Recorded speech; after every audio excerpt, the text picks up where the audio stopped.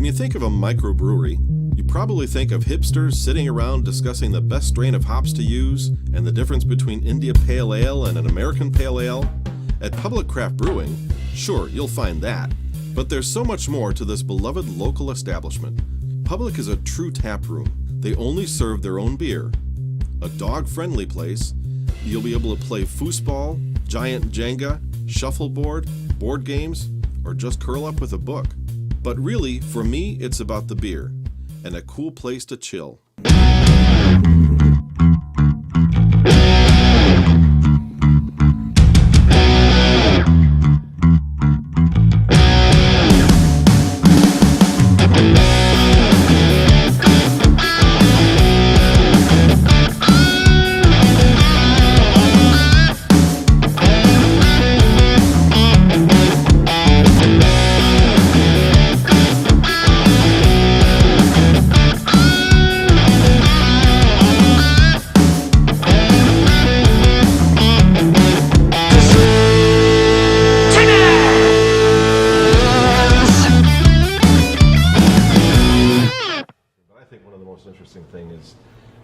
Is how you got some funding, at least. I don't know what percentage, through Indiegogo. Yeah. So, yeah, I mean, being that craft beer is such sort of a community thing, we thought that would be a good way to kind of get word out that there's going to be a brewery again in Kenosha. Mm-hmm. And so we started the Indiegogo campaign and used that as an opportunity to get some, flyers out and stuff and drum up some support. And people responded. It was pretty cool. Was it intimidating thinking about, because I'm assuming you started homebrewing. That's how you got into. Well, let's back up. First, this was not your career.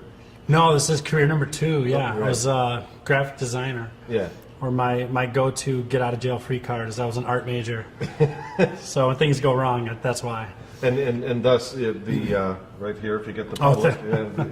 Yeah, all of our design, identity stuff, logos, branding, labels, all that stuff I get to do, which is fun. Yeah, right. You could go back to your old career for supporting your current one. Yeah, exactly. Well, and it lets me kind of, having a graphic background, I'm a visual kind of person, so it helps me kind of build the visual identity of what I want, of what Public is. Right. So. How long have you been brewing now?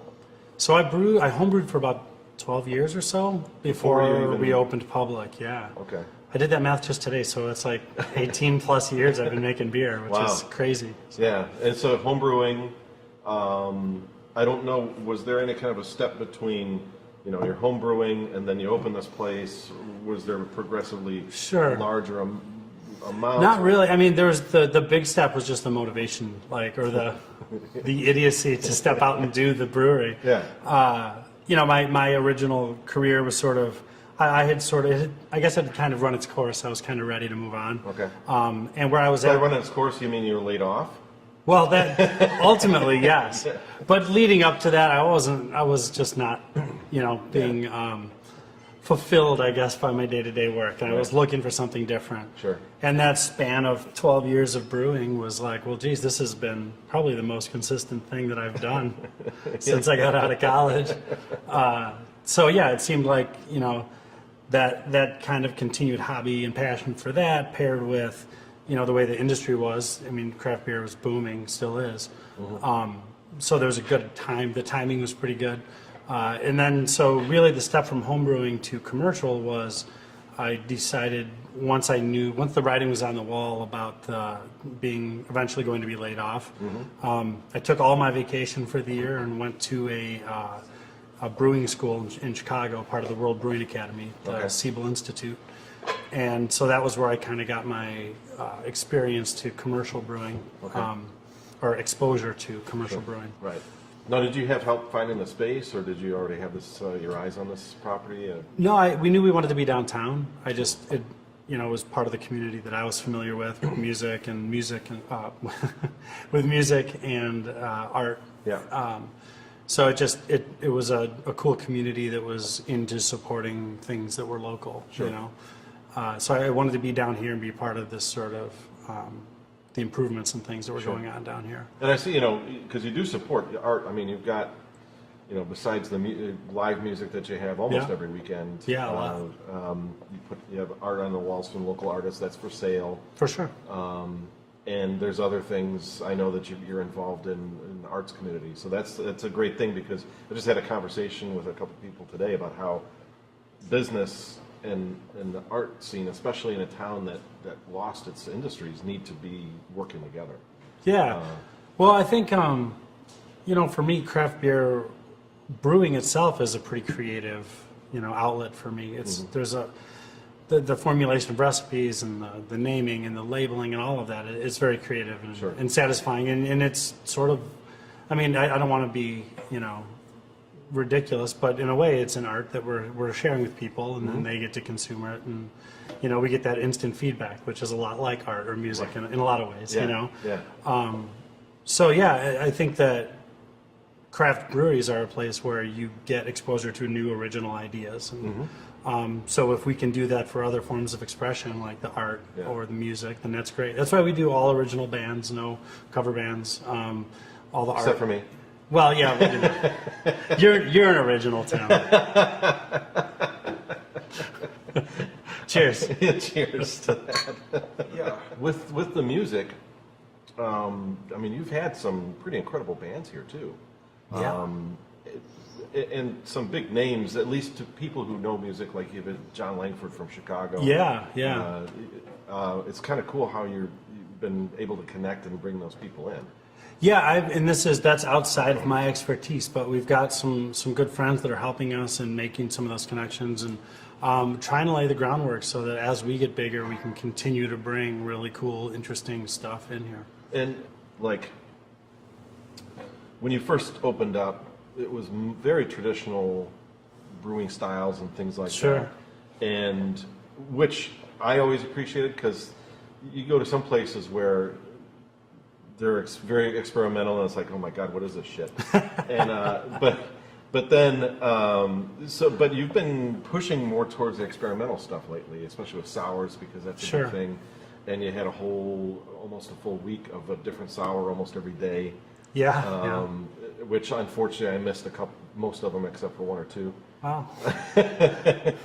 But is that more you pushing for the creative side, or is that more kind of responding to the market saying, yeah, we should probably get into that as well? I think it's both. We don't want to get bored, right? We're brewing, you have your flagship beers that you brew a lot of, right? And you're brewing them almost every week in this like peak season and stuff. So then you get later into the summer, things, fall this time of year, and there's, we have a little more flexibility in the brew schedule, and it's like, woohoo, the, chains are off, let's brew whatever, let's come up with crazy stuff. Right. So that's part of it. And then at the same time, you do have to, as much as we want to think this is just a bunch of friends hanging out drinking beer, we are a business, and we have to respond to what people are drinking. Right. That was one of those early lessons. I can't just brew the beers that I want to brew, because I'm not going to buy it all. Right, exactly. And you're not going to drink it all. And I can't drink it all. There's, you have to follow along a little bit what people want. Sure. And as a beer drinker, not as just a brewer, I get excited about this stuff too. The sour push was kind of slow to start, I think, because a lot of us brewers are like, oh my God, there's this crazy new palette of flavors that we can play with. Yeah. And I think the general public was not real excited at first. Right. And I kept telling people, I was like, you don't have to drink it now, but it's not going away. Right. It's coming, whether we brew it or not. Other people are going to continue on. And I think this summer was huge for that. A ton of people were coming around drinking sours and interested in.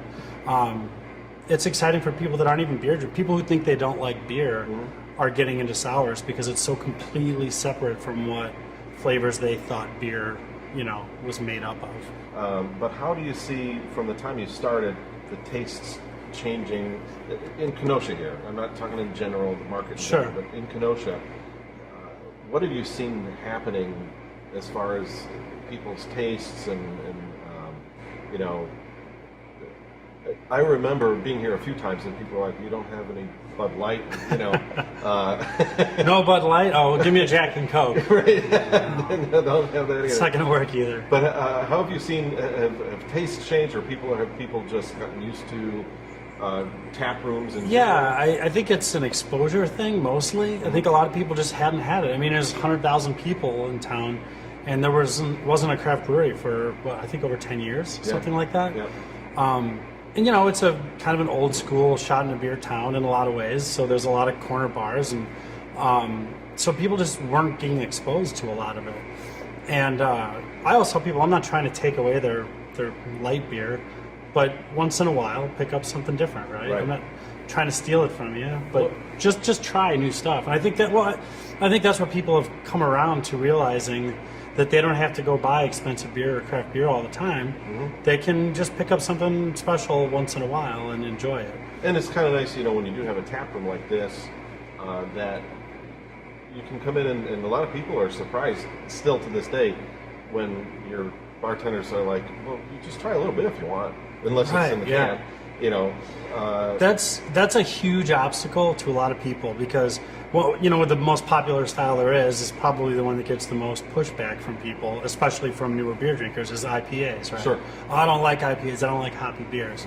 And the first summer we were open, I kind of stood my ground on that, and I didn't even brew our IPA for a long stretch. Yeah. Because I was so tired of everything hoppy, How hoppy can we make it? Right. And it was like, well, let's drink something else, try something else.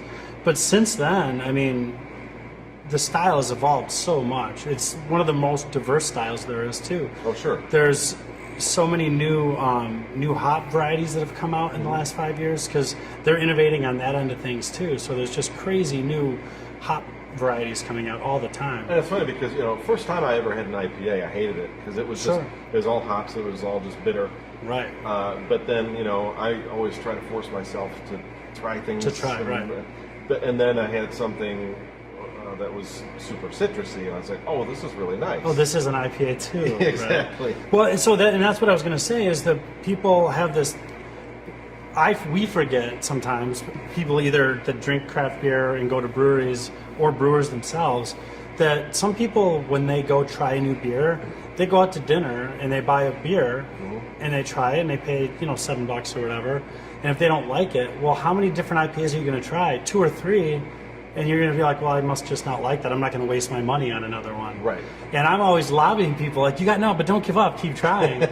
But it's about the situation. That's what's great about small breweries is you can come in and try it, you know? Right. The stakes get much lower when you can just have a sample of something. You don't have to commit to a 6-pack or a whole glass at a restaurant. And then you can learn what you like. And some people aren't going to spend the time doing that, and that's fine. Drink what you like to drink. The first exciting thing for me is when you roll up all night, which you tapped, and I was hoping to drink that tonight, but it's whatever. Gone. You missed it. You keep showing up late to stuff. I mean, it's tapped. You just have to get it. It's tapped out. It's gone. Yeah, so just cans. The cans. Yep. Okay. Which is, I love coffee, so a coffee stout. Yeah. But then the day after Thanksgiving. Yes. You're rolling out, and you've been doing this since you opened, haven't you? Maybe the first. Yeah, maybe the first. Definitely the second year. I think it probably 2013 would have been the first year. So this is the hot chocolate coffee stout. Everybody getting that? Chili chocolate. Chili chocolate. No coffee in that one. I'm sorry. It's chocolate. Yeah. So it's chili chocolate. So, and I love this one too because it's like you're drinking a malty hot chocolate because you got. Well, describe it. I mean. Yeah. So I mean, it's a chocolate stout. It's kind of like after that, like Mexican hot chocolate kind of vibe. So the idea is that you've got just a little bit of chili pepper, which gives a little bit of warmth. Not like burn your mouth warmth, but it just kind of warms you up from the inside, right? Here, yeah. So you can have a cold beer that still warms you up, right? Right. Yeah. So that's the exciting part about it is this is the first year that we've got it in cans. Yeah, and that so can that's is what's beautiful. Cool. Thank you. I really, and of course you designed it. Yes, I did. Yeah. And I think your designs for cans, just since you've been doing it, is. It went from, oh, that's pretty cool, to, oh, wow, that's really amazing. Yeah, we started off with sort of a template that was built for the regular beers, but we keep doing specialty stuff, so I keep putting tweaks on it, adjusting it. And every time we do it, I push the label guys. So can we do a matte finish on it? That would be cool. Yeah, we can do that. Right, So right. eventually they'll tell me no, but for now. Just keep pushing it. So yeah. So this is coming out soon. So This is coming out, and it's funny because if my brother sees this, he's gonna give me crap because we're taking all the credit for this beer. Right. He likes to claim that this was his recipe. Yeah. Because he brewed a chili chocolate stout. Right. This isn't his recipe. Well, I appreciate it. Cheers. No problem. Thanks for coming a lot. out. And, Yeah. Appreciate you, talking and drinking with me. That's what I do. Cheers.